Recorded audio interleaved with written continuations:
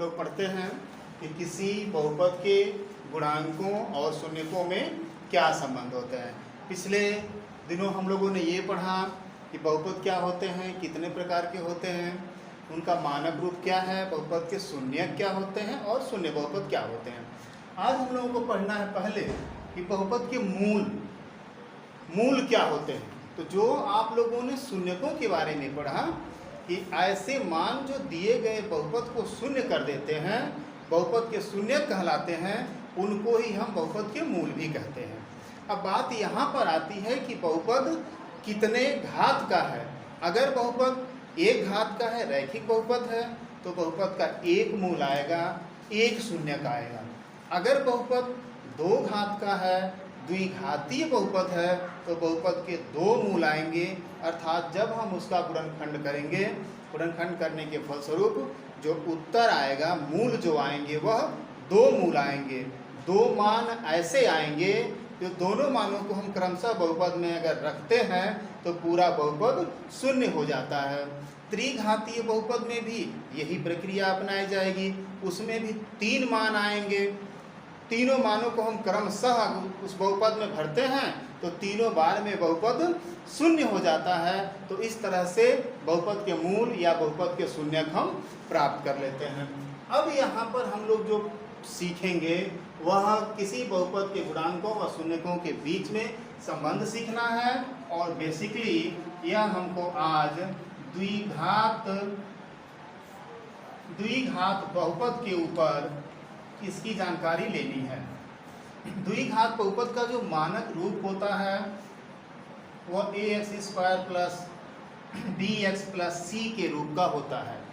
Example के तौर पर आप यहाँ अगर लिखते हैं 2x² प्लस 3x प्लस 4, तो यह मान आपका a होता है, यह मान आपका b होता है और यह मान आपका c होता है। अर्थात बहुपद का जो मानक रूप है द्विघात बहुपद का वह ax² plus bx plus c होता है। यह तीन पदों में द्विघात बहुपद का एक मानक रूप होता है। तो आइए अब देखा जाए कि बहुपद के गुणांक और शून्यकों में संबंध क्या होते हैं। यहाँ पर जो आपने देखा कि a का मान 2 हो रहा है, b का मान 3 है प्लस का और c का मान 4 है, इन्हीं मानों को हम बहुपदों के गुणांक भी कहते हैं। दिए गए चर के गुणांक यह मान होते हैं। अर्थात 2, 3 और 4 दिए गए बहुपद के गुणांक भी कहे जाएंगे। तो अब हमको यह देखना है कि किसी बहुपद का जो गुणांक होता है तो गुणांकों में और शून्यक में, अर्थात जब हम उसका गुणनखंड कर उसका मान निकाल लेते हैं तो गुणांकों और शून्यक में आपस में क्या संबंध। द्विघात बहुपद का शून्यक ढूंढा जाए, कैसे पता करते हैं कि इस बहुपद के शून्यक क्या होंगे। तो शून्यक वे मान होते हैं जो दिए गए बहुपद को शून्य कर देते हैं। अर्थात हमें इस बहुपद में एक ऐसा मान भरना है जो इस पूरे को शून्य कर दे, तो इसको हम शून्य से तुलना कर देते हैं। शून्य से तुलना करने के बाद हमें इसका गुणनखंड करना होता है। जब हम 24 का गुणनखंड करते हैं 1 में, तो 24 का गुणा 1 में करते हैं तो 24 मिलता है। और 24 का जब हम गुणनखंड करते हैं, पिछली कक्षाओं में आपने गुणनखंड पढ़ा है, तो गुणनखंड करेंगे तो यहाँ पर 8 माइनस का 3 और x माइनस 24 बराबर 0 लिखते हैं। क्योंकि पिछली कक्षाओं में आपने गुणनखंड पढ़ लिया है, इसलिए हम गुणनखंड को बहुत विस्तार से यहाँ नहीं बता रहे हैं। अगली लाइन जो बनती है वह आपकी 8x माइनस की 3x माइनस 24 बराबर 0 बनती है।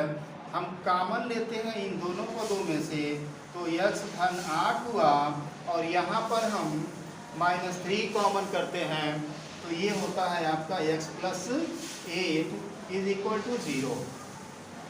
x प्लस 8 ये हुआ और यहाँ पर आपका x minus 3 is equal to 0। अब हम क्या करते हैं, जब ये गुणनखंड हो जाता है, गुणनखंड होने के बाद हम यहाँ पर तुलना करते हैं।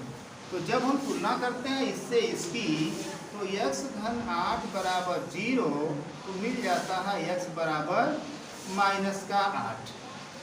इसी प्रकार से हम इसकी तुलना कर लेते हैं, x माइनस 3 बराबर 0, तो यहाँ मिल जाता है x बराबर 3। अर्थात जो यह आपने देखा द्विघातीय बहुपद, इसके दो शून्यक मिले,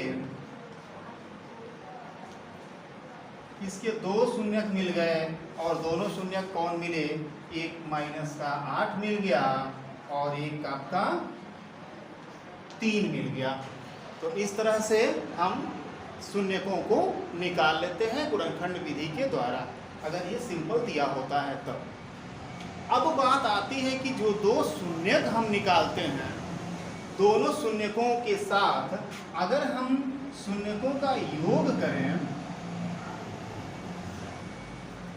शून्यकों का योग करके चेक करते हैं कि कितना होता है, तो माइनस का 8 है और प्लस का 3 है, योग करते हैं तो माइनस का 5 आता है, दोनों शून्यकों का योग। फिर हम क्या करते हैं, दोनों शून्यकों का गुणा करके चेक करते हैं, तो गुणा करते हैं तो -8 मल्टीप्लाइड बाई 3, दोनों का गुणा कर देते हैं, तो गुणा करने पर हमारा आता है यह मान -24। अब अगर कहीं बात आती है कि शून्यकों के योग में, गुणनफल में, आप योग और गुणनफल निकालिए, तो हमको यह पूरी प्रक्रिया करनी पड़ती है। आइए देखते हैं कि कोई ऐसा भी शॉर्टकट है क्या, कोई ऐसा भी उपाय है क्या जिससे हम इसको आसानी से कर लें, यह न करना पड़े। तो आइए अब आपको हम एक उदाहरण से एक सूत्र की स्थापना करना बता देते हैं, जिससे हमें इतनी लंबी प्रक्रिया नहीं करनी पड़ेगी। शून्यकों का योग और गुणनफल, जो आपने बहुपद देखा x² धन 5x माइनस 24 बराबर 0, इसके दो मूल आपने निकाला, एक मूल मिला आपका -8 और एक मूल मिला +8, दोनों का आप योग किए -5 और दोनों का गुणा किए तो -24।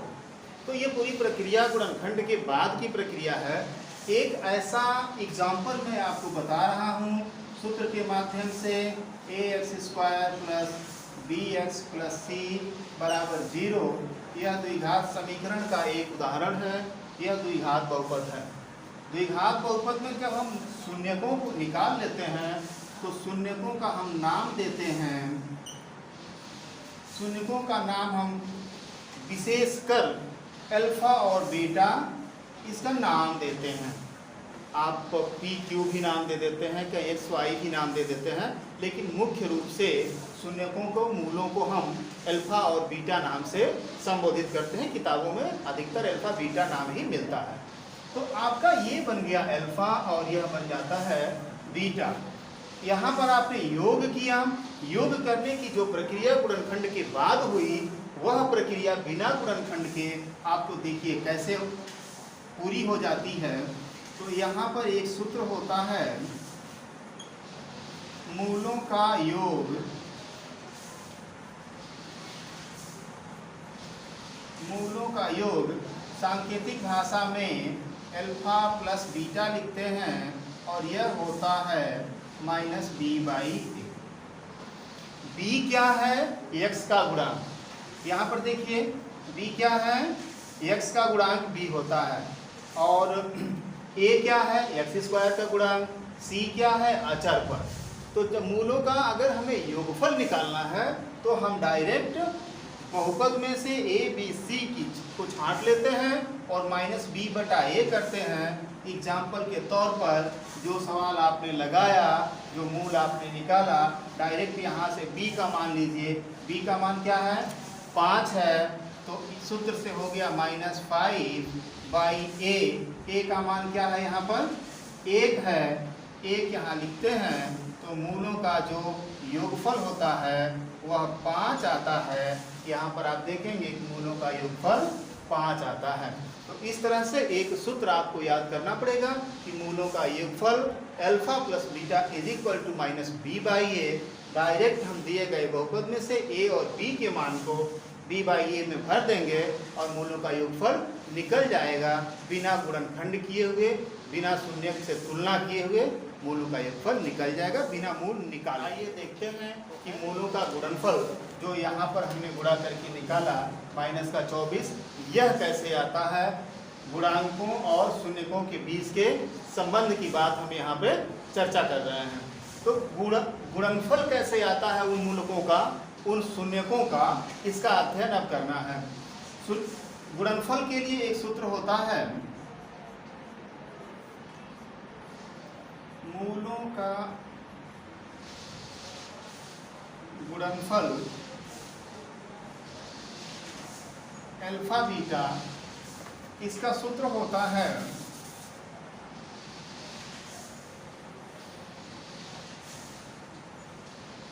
C/A। यहाँ देखेंगे मूलों का गुणनफल डायरेक्ट निकालने के लिए एक तरीका है, बिना गुणनखंड किए हुए हम C/A कर देते हैं। C क्या है, बहुपद में दिया गया अचर पर 0 घात वाले गुणांक है ना, तो C का मान यहाँ भरते हैं। A क्या है, x² का गुणांक A होता है, x का गुणांक B होता है और 0 घात का गुणांक C होता है, अर्थात जो अचर पद होता है वह C होता है। तो यहाँ पर अगर हम दिए गए बहुपद में से C का मान, यहाँ देखें C का मान -24 अगर यहाँ पर पुट कर देते हैं, A का मान कितना है, 1 है, A का मान अगर 1 पुट कर देते हैं तो मूलों का गुणनफल हमारा निकल जाता है 24। अर्थात हमको बिना गुणनखंड किए हुए, बिना शून्य से तुलना किए हुए, बिना मूल निकाले हुए हम दिए गए बहुपद से मूलों का गुणनफल अल्फा गुणे बीटा C/A करके आसानी से यह मान को निकाल सकते हैं। तो यह